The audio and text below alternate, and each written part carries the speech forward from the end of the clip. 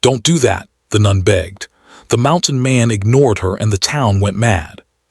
People knew each other by name, and every face in the town square was familiar. Children ran freely through narrow cobbled streets, calling to each other as if the mountains themselves were listening. Women tended to their gardens, growing vegetables and herbs in neat rows, while the men went about their daily work, repairing barns, fixing roofs, or tending to their small herds of animals. Life was simple, predictable, and safe. At least it had always been. On a chilly morning, just as the sun began to rise behind the jagged peaks, a strange figure appeared on the main road leading into the town. He moved with a confidence and strength that immediately drew attention.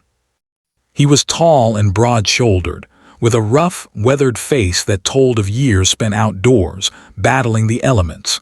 His clothes were practical but old, patched in several places, showing that he valued function over fashion.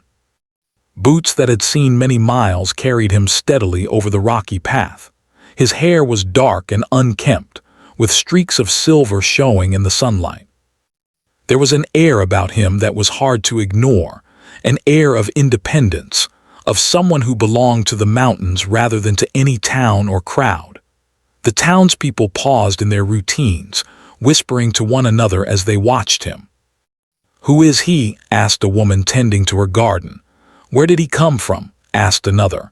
Even the blacksmith, who was usually focused entirely on his hammer and forge, looked up and wiped the sweat from his brow. "He's not from here, that's for sure," he muttered. The figure did not rush. He walked slowly, as if measuring the town with his eyes, taking in every detail. When he reached the square, he paused and looked around.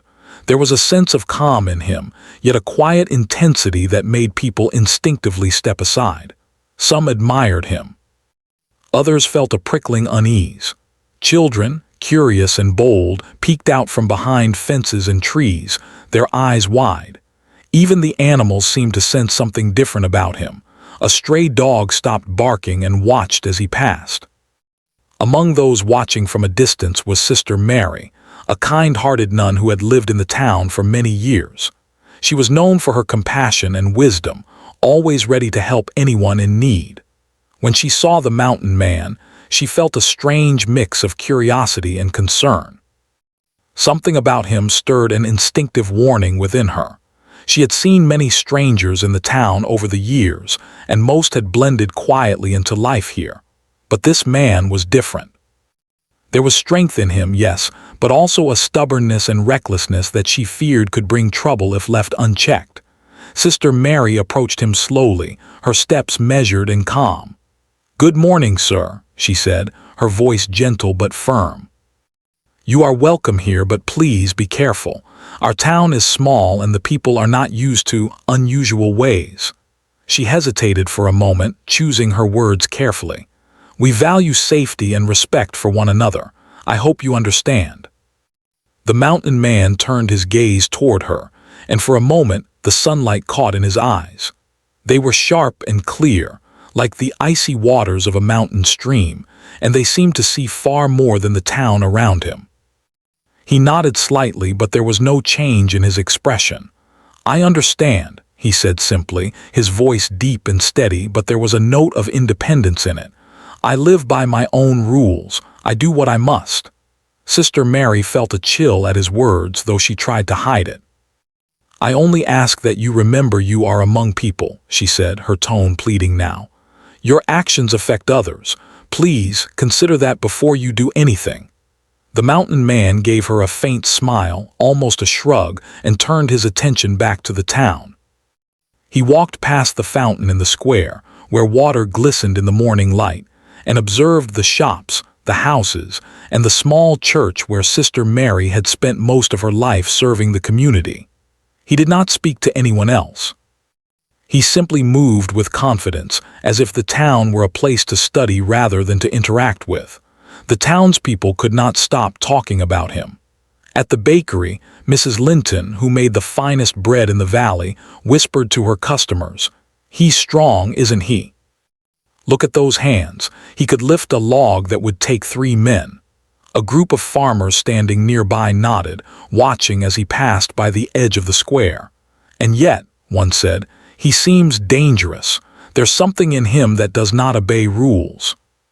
Children, fascinated, followed him at a distance, daring each other to come closer. Do you think he hunts bears? One asked, wide-eyed. Or climbs the cliffs without ropes? Another whispered. The adults shooed them away, but even they could not hide their curiosity. The mountain man moved through the town like a living mystery, and with each step, tension grew. Sister Mary did not leave him alone. She watched as he approached a steep hill on the edge of town, where the forest began. She hurried after him, catching up just before he reached the first rocks. "Please," she said again, her voice now tinged with urgency. "Don't climb alone. That path is dangerous. Even the strongest can fall." The man looked down at her, and for the first time his expression softened just a little. "I have climbed mountains all my life," he said quietly. "I know the risks. You need not worry." He did not sound dismissive, but there was no hint that he would change his mind. Sister Mary's heart sank. She could see the stubbornness in him, the independence that refused guidance. She knew she could not force him, but she could only hope he would listen to reason. Turning back toward the town, she realized that the townspeople were beginning to take sides. Some admired the mountain man's courage, whispering about his strength and skill. Others felt fear, sensing that a force they could not control had entered their peaceful town. Throughout that morning, the mountain man explored quietly. He examined the forests, the streams, and the cliffs surrounding the town. He moved carefully, yet with an ease and confidence that made it clear he belonged to the mountains more than to the streets. People continued to watch him, their curiosity mingled with apprehension. Children dared each other to speak to him, only to be gently shooed away by adults. Dogs barked from yards but kept their distance, as if recognizing the man's unusual presence. By midday, word of the stranger had spread throughout the town. In the square, men and women gathered to discuss him. Opinions were divided. Some admired his courage, calling him a man of remarkable skill. Others worried that his disregard for their ways might bring danger. Sister Mary moved through the crowd, speaking softly to those she could reach, urging calm and patience. She reminded them that strength and skill were not everything. Wisdom, care, and respect for others were just as important. Despite all the concern, the mountain man remained focused on his own instincts. He did not mingle at the market or join the townspeople in conversation. He simply observed, touched, and tested his surroundings, learning the town as if preparing for something unseen. There was a quiet tension in the air, like the moment before a storm, and Sister Mary could feel it in her bones. Something about him was extraordinary, and she feared that unless he was careful, this small town, with its simple, predictable life, might never be the same. As the sun dipped lower, painting the mountains with hues of orange and pink, the mountain man climbed a ridge just outside the town. From there, he looked down at the rooftops, the square, the church, and the winding roads. He saw the people watching him, whispering and pointing. He did not wave or call out. He only stood there, silent, calm, and unyielding. Sister Mary, standing at the edge of the forest below, raised her hands in silent prayer, hoping that the wisdom of experience and the guidance of compassion might reach even someone so determined to follow his own way. And in that quiet, fragile moment, the town held its breath, sensing that the arrival of this mountain man marked the beginning of a story that would change their lives forever. The morning after the mountain man's arrival, the town stirred with a quiet excitement. People whispered in hushed tones about the stranger who had appeared so suddenly and moved through their streets like he owned them. Children ran ahead to peek around corners, daring each other to get a closer look, while adults debated whether he was a blessing or a threat. Some said he was a skilled man, capable of things no ordinary villager could do. Others feared he might bring chaos into their peaceful lives. Amid this quiet storm of curiosity and worry, Sister Mary continued to watch him, her heart heavy with concern. From the edge of the town, where the forest met the foot of the mountains, the mountain man began to explore. His first task was simple in his mind. He wanted to check the old abandoned mill perched on the creek's edge. It had stood empty for years, its wooden beams creaking under the weight of time. He approached it with the careful precision of someone who had worked with timber all his life. He tested each plank before stepping on it, pushing against beams to judge their strength. Birds scattered from the nearby trees, startled by his presence, and a gentle breeze carried the scent of pine and earth. The townspeople gathered at a safe distance to watch him. Some admired the way he moved, sure-footed, confident, as if he were born to climb mountains and repair old structures. Mr. Collins, the local carpenter, shook his head in awe. "I've never seen hands so steady," he said, his voice a mix of respect and disbelief. Mrs. Linton, standing beside him with her basket of bread, nodded. "He knows what he's doing," she whispered, though there was an edge of fear in her voice. "But I don't trust a man who ignores warnings." As the mountain man worked, Sister Mary approached him again, her steps careful, her voice gentle. "Please be careful with that old mill," she said, concern clear in every word.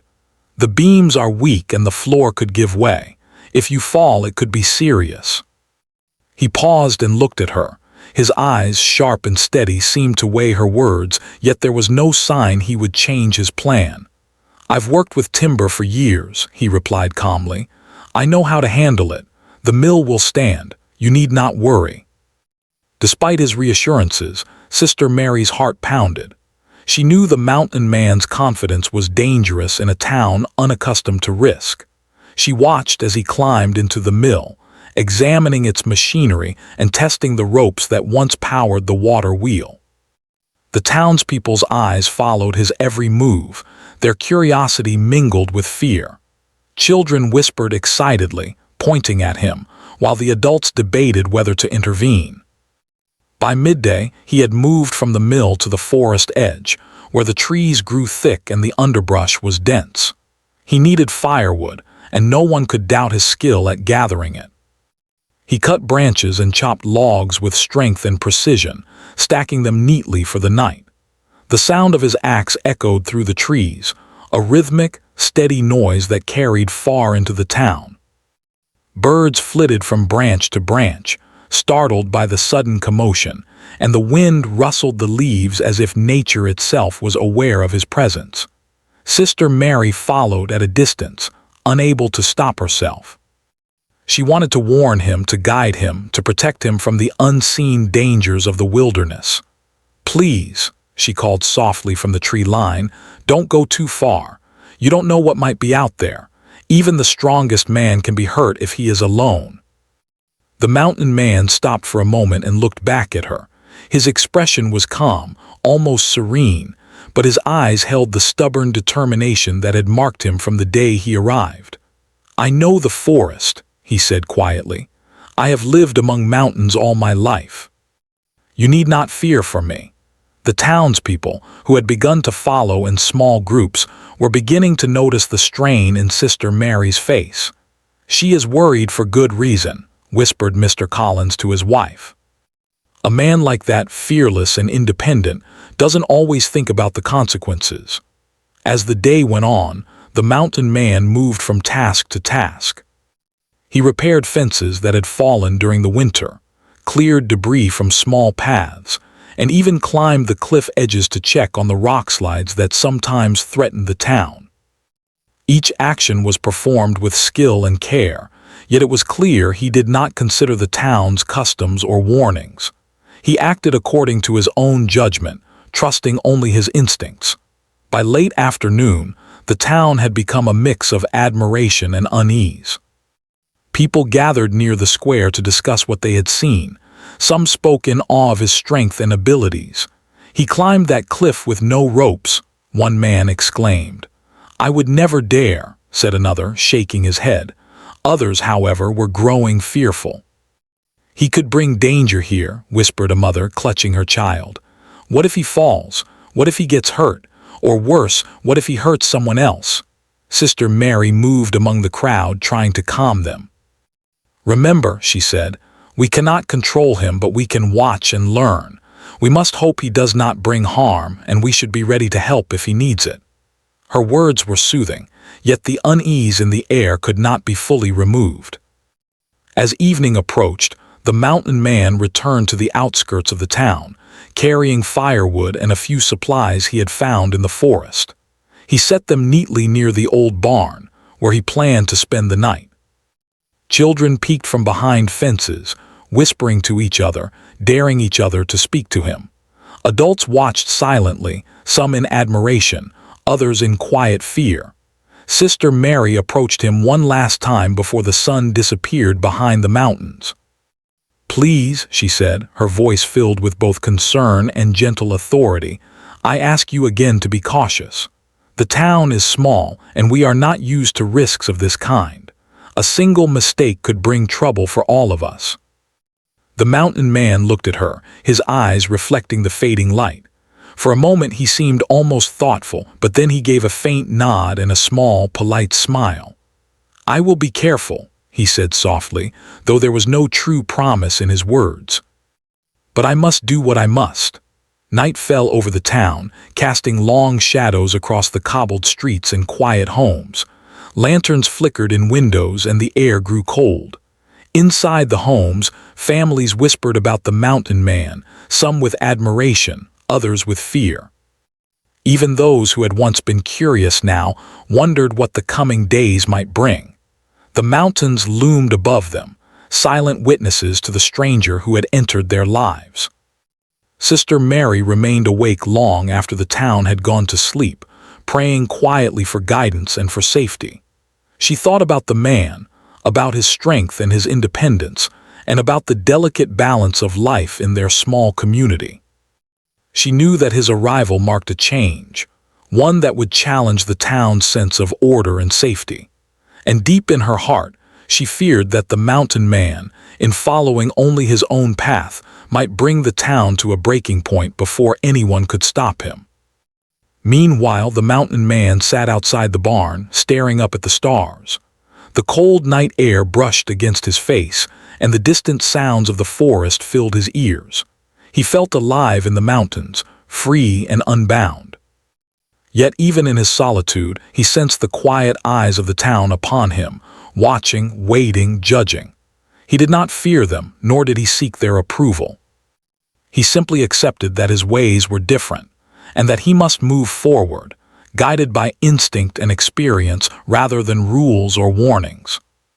And so, the mountain man slept under the open sky, the town buzzing with whispered speculation, and Sister Mary prayed silently for wisdom and patience. The balance of life in the small mountain town had shifted, and no one could say yet how the days ahead would unfold. What was certain, however, was that the presence of the mountain man would change everything, for better or worse, in ways no one could yet imagine. The morning sun broke over the mountains like a golden promise, spilling light over the small town that still buzzed quietly from the arrival of the mountain man. By now, the townspeople had grown used to seeing him move about, always strong, always confident, always following his own rules. But with familiarity came unease. People could no longer ignore the quiet tension that seemed to settle wherever he went. From the very start of the day, the mountain man was already at work. He climbed the steep cliffs that rose sharply behind the town, examining loose rocks and fallen branches. Villagers watched from below, holding their breaths, marveling at his skill but worrying with every step. Children clung to their parents' sides, whispering, "He's so brave, but what if he falls?" Adults whispered too, divided between admiration and fear. The mountain man moved with ease, yet his disregard for warning signs unnerved even the strongest men of the town. Sister Mary had walked early to the edge of the cliffs, her hands clasped in prayer. She could see him in the distance, balancing on uneven rocks, his movements precise but daring. Her heart pounded with fear. "Please," she whispered aloud, though no one could hear her. Don't take unnecessary risks. This town cannot bear a tragedy today. She had tried to warn him gently before, but it was clear that the mountain man had his own way of seeing the world. His courage was admirable, but it did not include caution or respect for rules he did not agree with. By mid-morning, the townspeople were already gathering near the square, talking in anxious tones. "Did you see him climb that ridge?" Mrs. Linton asked, wringing her hands. "He's strong, yes, but he's too reckless." Mr. Collins shook his head.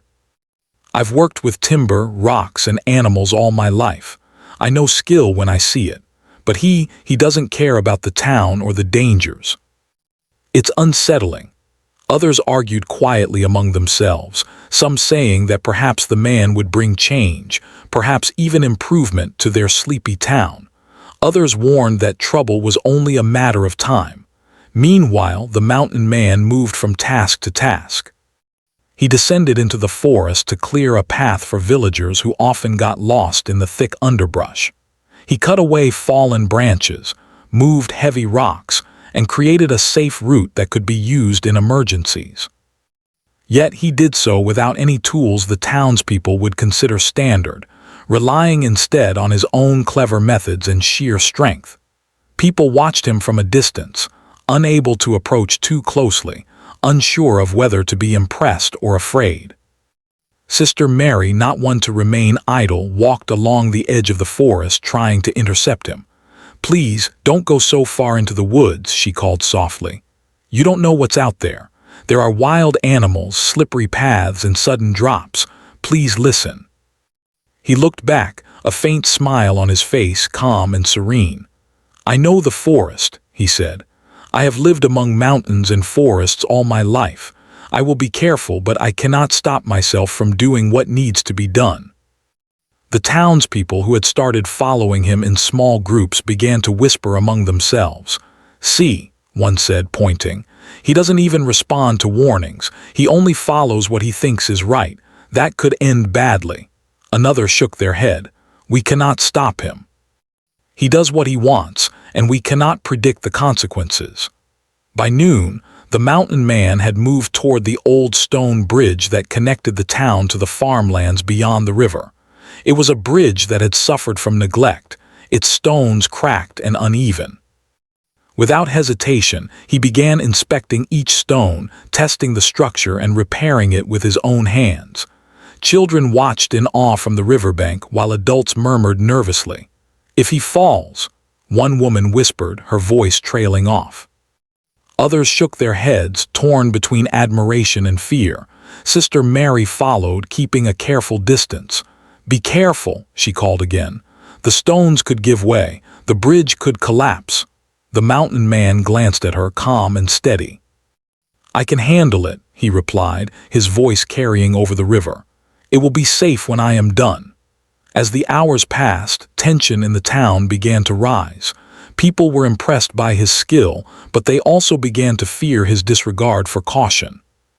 Even small incidents like dislodged stones or a branch falling too close to the path made villagers flinch. Rumors began to spread.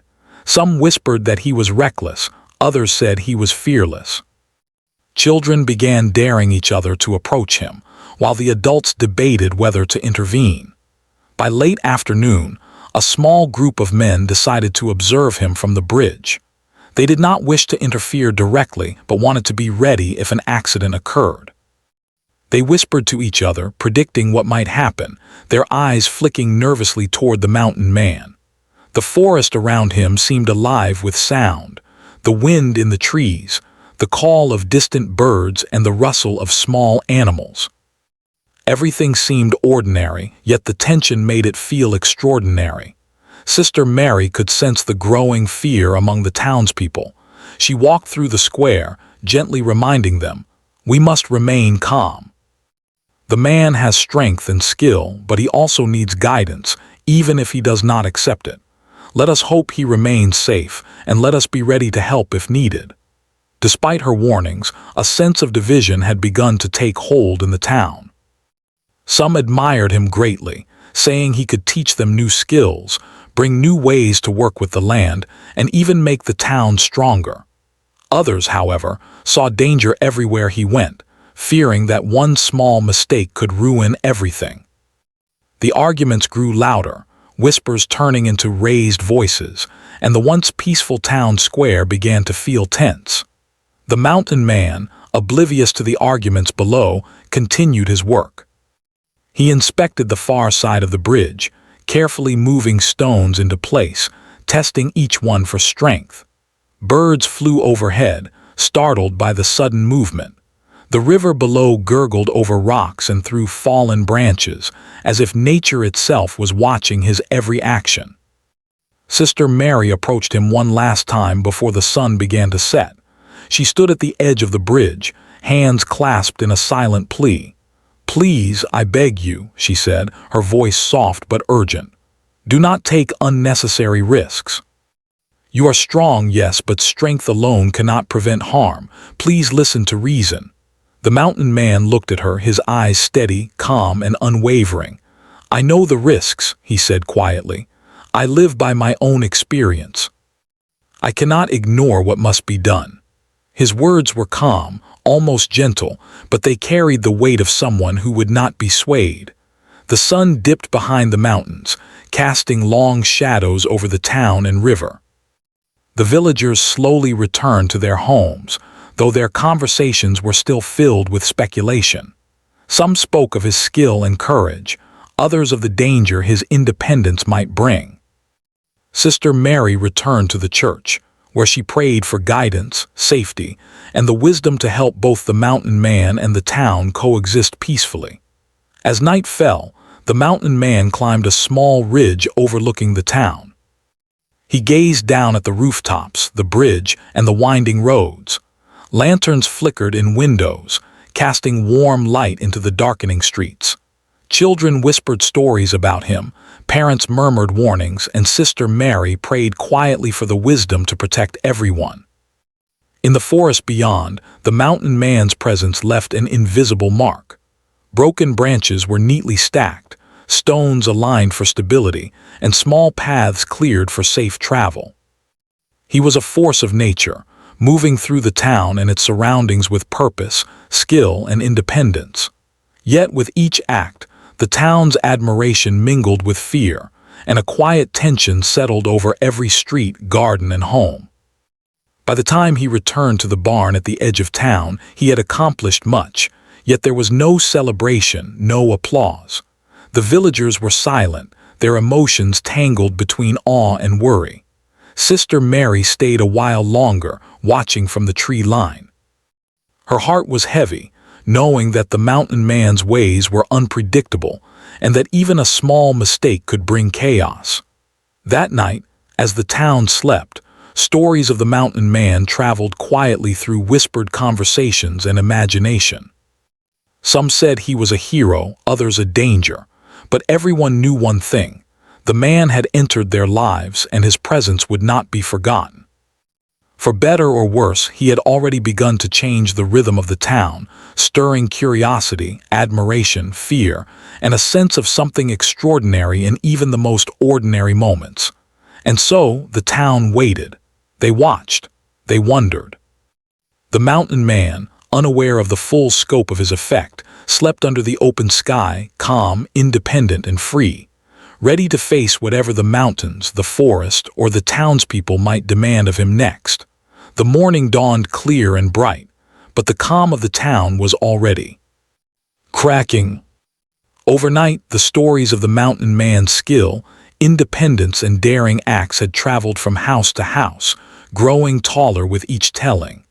Some whispered with admiration, marveling at his courage, while others whispered in fear, worrying about what could go wrong.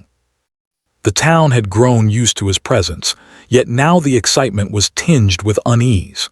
By sunrise, the mountain man was already active. He had spotted an old, abandoned cliffside path that led to the higher mountains, one that had been considered too dangerous for villagers for decades. Most people avoided it, fearing slips, loose rocks, or sudden drops. But the mountain man saw it as a challenge, an opportunity to prove what careful skill and experience could achieve. Without hesitation, he began his ascent, climbing steadily over rocks and narrow ledges, his hands and feet finding purchase where others would have feared to step. The townspeople, now gathered at the foot of the mountain, watched in silence, a mix of awe and growing anxiety painted on their faces. Even Mr. Collins, the carpenter, could not hide his concern. "If he slips," he muttered, shaking his head. Others whispered about the danger, urging each other to leave before tragedy struck. Children peeked through windows or clutched at their parents' sleeves, eyes wide with excitement and fear. Sister Mary hurried along a safer path, trying to keep pace with him while keeping herself visible to the townspeople. "Please," she called, her voice trembling slightly. "You are strong and skilled, yes, but this path is dangerous. One wrong step could mean serious injury or worse. I beg you to come back." The mountain man paused for a moment, glancing down at her from the rocky ledge. His expression was calm, his eyes steady. "I know the risks," he said softly, almost thoughtfully. "I have walked cliffs like this all my life. You need not fear for me. I must do this." Sister Mary's heart sank. She knew his courage would not be swayed by words alone. All she could do was hope he remained careful. But as he climbed higher, the townspeople began to murmur in a growing chorus of concern. The whispers turned into anxious conversations, some filled with awe, others with fear. "He doesn't care about danger," one villager said. "He thinks he is stronger than the mountain itself." Another shook their head. "He could fall. If he falls, the town could face tragedy." By midday, the mountain man had reached a particularly narrow ledge. A sudden gust of wind blew across the cliff, rustling leaves and startling birds. The townspeople gasped, holding their breath as they watched him move steadily along the edge. Sister Mary called out again, her voice rising above the wind. "Turn back, please. You do not need to risk your life like this."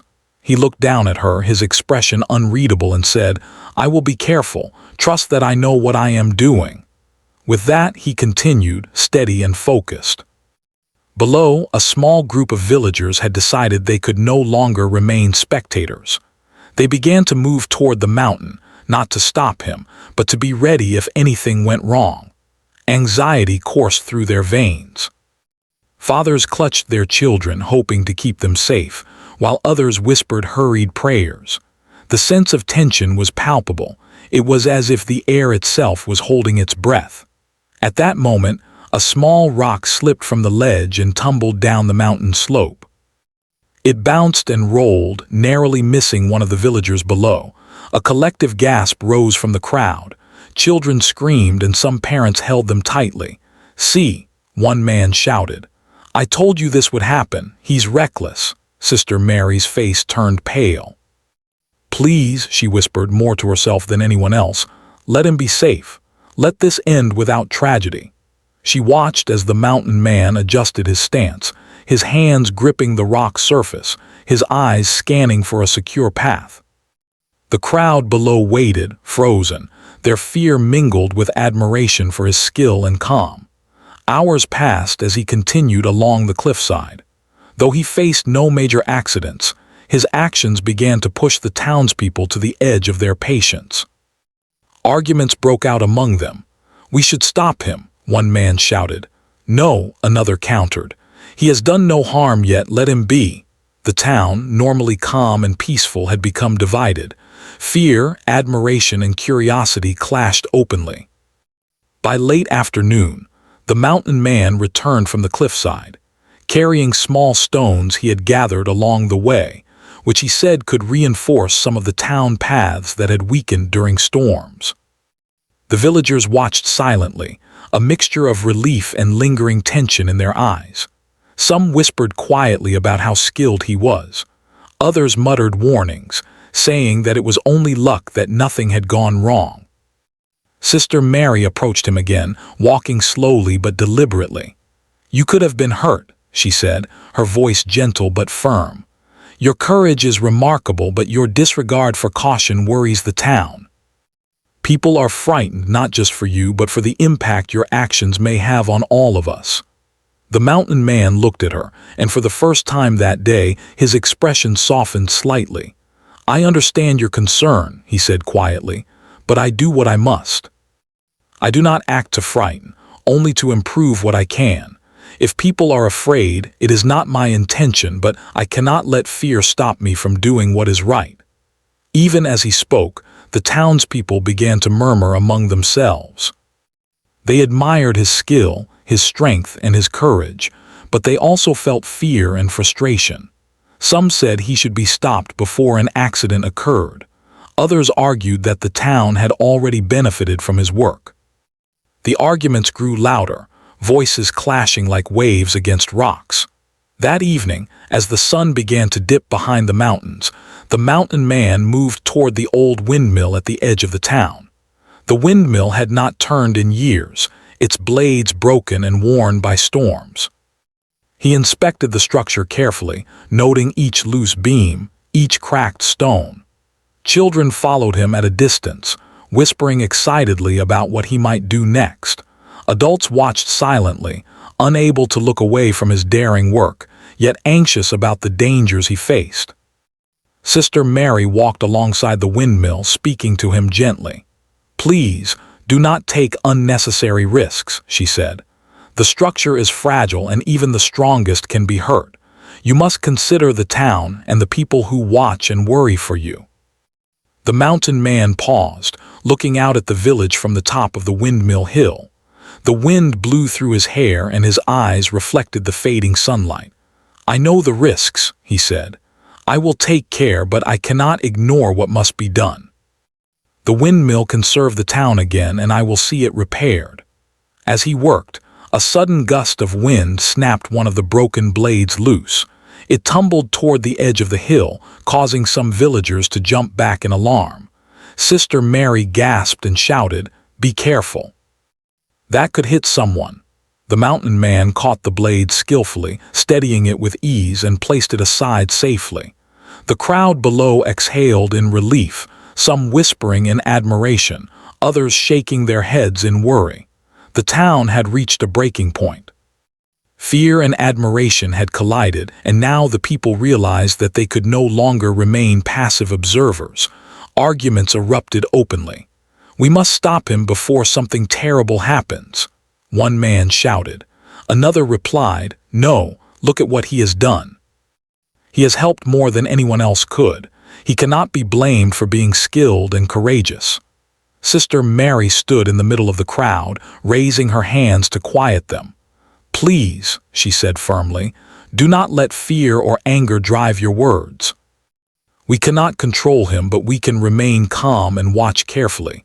He is not our enemy, and his strength has already helped our town, but we must be ready to act if needed."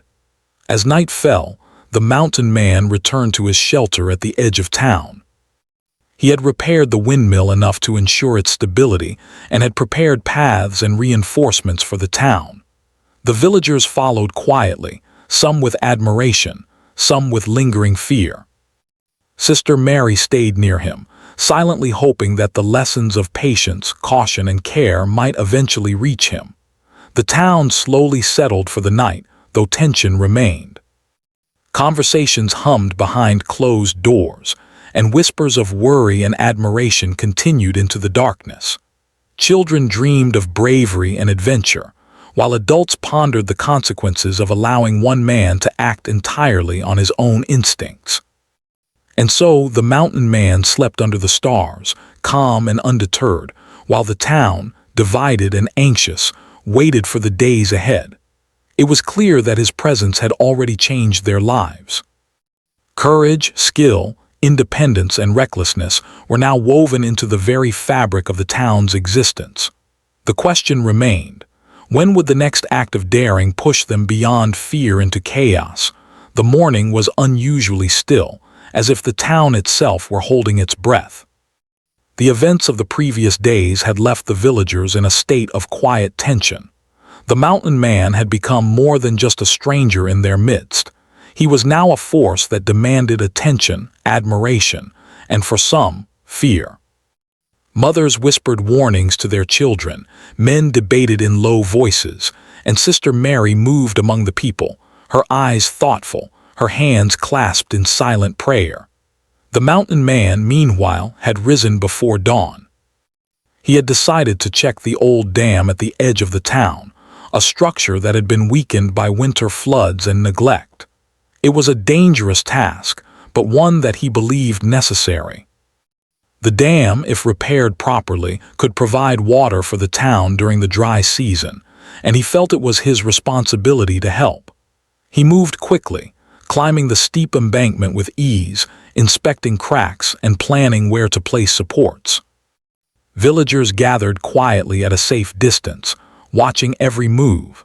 Some were filled with admiration, noting how skillfully he assessed the structure and moved among the broken stones. Others were tense with worry, whispering to each other, fearful that one wrong step could lead to disaster. Sister Mary hurried to keep close to the dam, hoping to intervene if needed. "Please," she called, her voice gentle but urgent, "take care. The stones could shift." "This is dangerous." The mountain man paused, glancing at her from the top of the embankment. His eyes were steady, calm, yet filled with determination. "I know the risks," he said quietly. "I have worked with stone and earth all my life. I will not be reckless, but I cannot stop myself from doing what is right for the town." By mid-morning, his careful work had begun to show results. Stones were realigned, the cracks were reinforced, and the structure, though still fragile, appeared more secure. The townspeople watched in silence, some amazed at his skill, others anxious with every movement. A sudden shift in a stone caused a small pebble to tumble down the embankment, narrowly missing a villager. Gasps and whispers filled the air. "See," one man exclaimed. "He is too reckless," another shook his head. "No, he is careful, he knows exactly what he is doing." Sister Mary stepped forward, her hands raised to calm the crowd.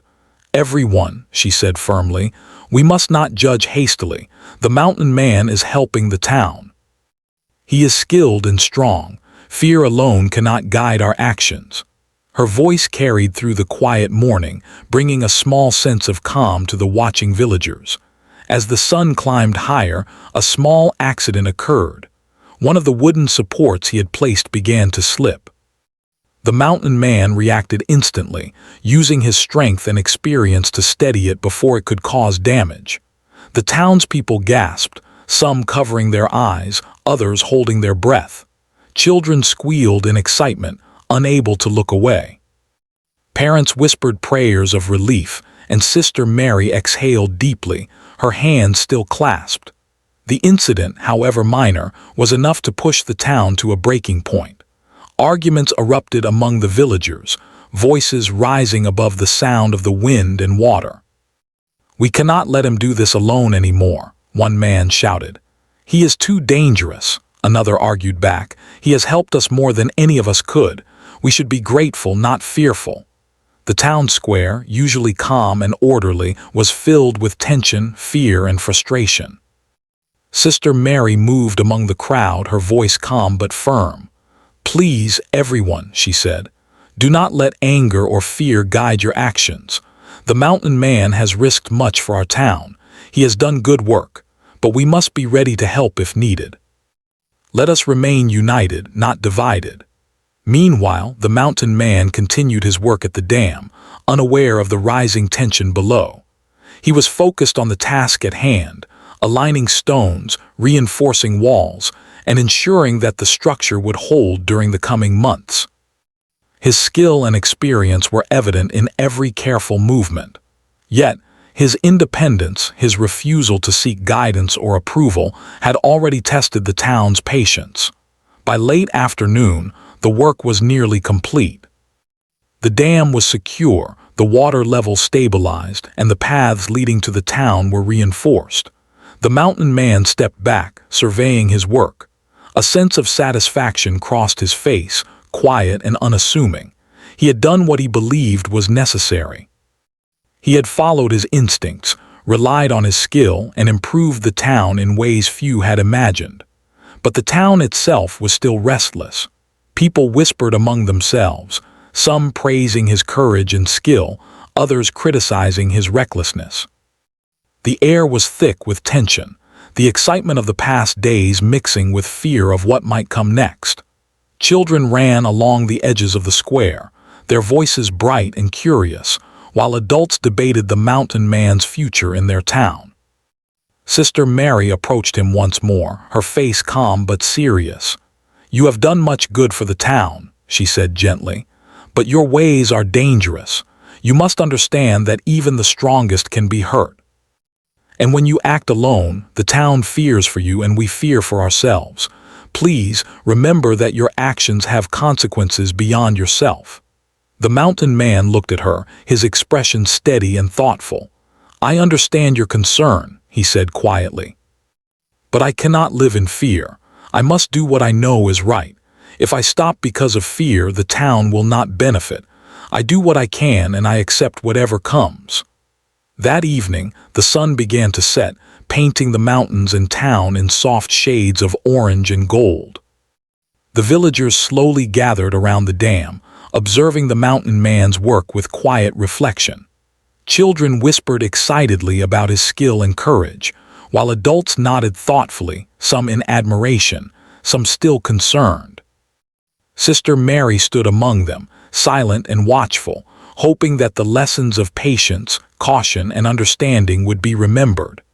A sense of calm began to settle over the town, though the memory of fear lingered.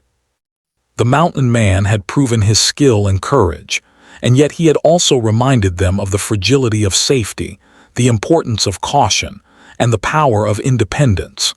The town had been tested, and the villagers had learned much about admiration, fear, and community. As night fell, the mountain man returned to his shelter at the edge of town. He sat outside, looking at the stars that twinkled above the mountains. The wind rustled gently through the trees, and the quiet sounds of the town drifted up to him. He felt a sense of peace, knowing he had done what he could to help. Yet, he also knew that the town's trust was fragile, that their admiration came with worry, and that patience and understanding were as important as courage and strength. The townspeople, meanwhile, reflected on the past days. They had seen skill, bravery, and independence in a man who followed his own path. They had also seen how easily fear could grow when someone acted outside the usual rules.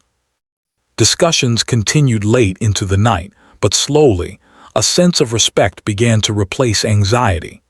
They realized that the mountain man, though different and sometimes reckless, had done more good than harm. Sister Mary knelt in prayer that night, thanking for the safety of the town and for the courage and wisdom that had guided them all.